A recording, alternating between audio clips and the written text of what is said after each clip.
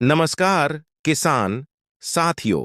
अगर आपको घर पे काजू का पौध लगाना है तो ये वीडियो लास्ट तक देखें। ये वीडियो देखने के बाद आप भी बहुत आसानी से काजू का पौध लगा सकते हैं। आइए अब समझते हैं कि काजू का बीज कैसे लगाएं। अपने ताजे काजू के बीज को रेतीली मिट्टी में बोएं। रेतीली मिट्टी में पानी का जमाव नहीं होता। चिकनी मिट्टी का इस्तेमाल करने से बचें और आप चाहे किसी भी तरह की मिट्टी का इस्तेमाल करें, सुनिश्चित करें कि उसमें सिंचाई की सुविधा हो, क्योंकि पानी का जमाव पेड़ को नुकसान पहुंचा सकता है। बागवानी की आपूर्ति करने वाली दुकानों से विशेष रूप से उगाने के लिए काजू के बीज खरीदें। खाने के लिए बेचे जाने वाले काजू, यहां तक कि कच्चे काजू भी खाने योग्य नहीं होते, क्योंकि उनका सुरक्षात्मक आवरण हटा दिया गया होता है। जड़ों के विस्तार के लिए जगह बनाने के लिए अपने बीजों को 10 सेंटीमीटर 3.9 इंच गहराई पर लगाएं। यदि आप कई पेड़ लगाते हैं तो उन्हें प्रत्येक से 30 फीट 9.1 मीटर की दूरी पर लगाएं, ताकि विकास के लिए पर्याप्त जगह सुनिश्चित हो सके। सबसे ताजे बीज का उपयोग करने से सर्वोत्तम परिणाम मिलेंगे, इसीलिए जैसे ही बीज मिले तुरंत बो दें। मध्यम वर्षा वाले क्षेत्र का उपयोग करें।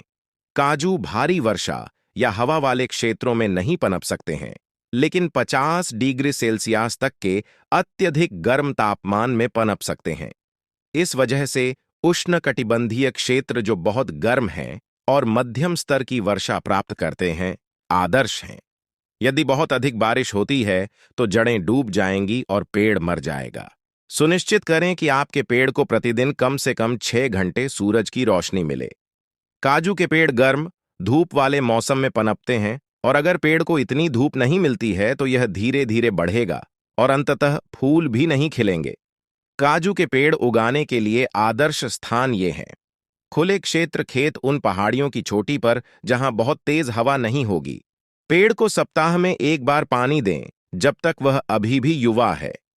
यह सुनिश्चित करने के लिए है कि जड़ प्रणाली पर्याप्त रूप से विकसित हो। एक बार जब यह परिपक्व हो जाता है तो गर्मियों के दौरान सप्ताह में एक बार पेड़ को पानी दें और सर्दियों में पानी न दें, क्योंकि बहुत अधिक पानी से पेड़ मर सकता है।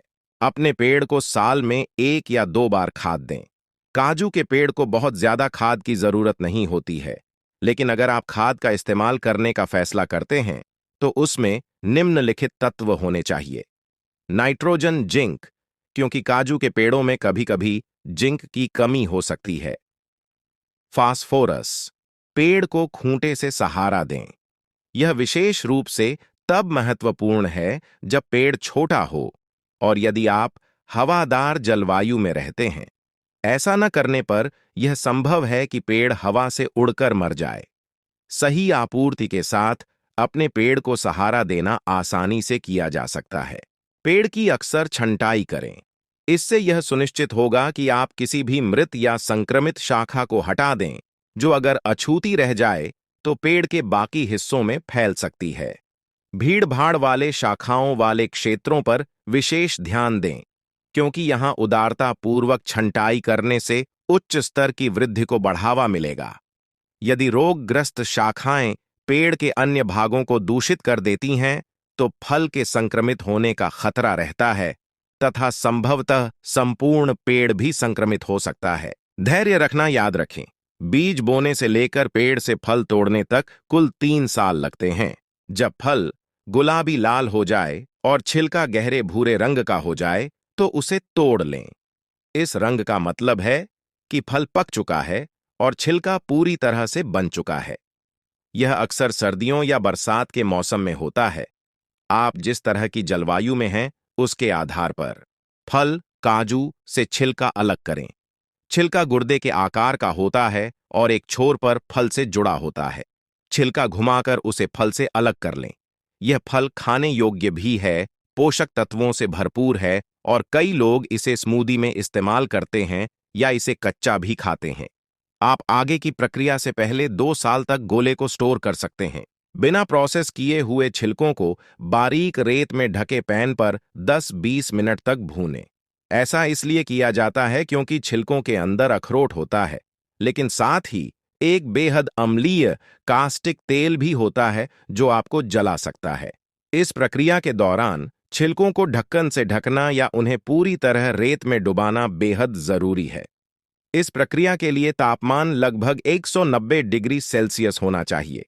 इससे ज्यादा तापमान पर तेल वाष्प बनकर धुआं बन जाएगा, जिससे बचना चाहिए, और अंदर का नट सूख जाएगा।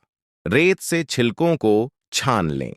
बचे हुए तेल के साथ किसी भी संभावित संपर्क को रोकने के लिए आगे की हैंडलिंग से पहले छिलकों को डिटर्जेंट के साथ पानी में धोना चाहिए। इस प्रक्रिया के दौरान अपनी आंखों या चेहरे के संपर्क में न आने का ध्यान रखें, क्योंकि तेल के बचे रहने की संभावना है। छिलकों को तोड़ें। मेवे अंदर से निकालने के लिए तैयार हैं। उनके चारों ओर एक परत होगी, जिसे चाकू की धार का उपयोग करके सावधानी से छीलना होगा। उसके बाद ही अगला कदम उठाएं। नट्स को नारियल के तेल में 5 मिनट तक भूनें।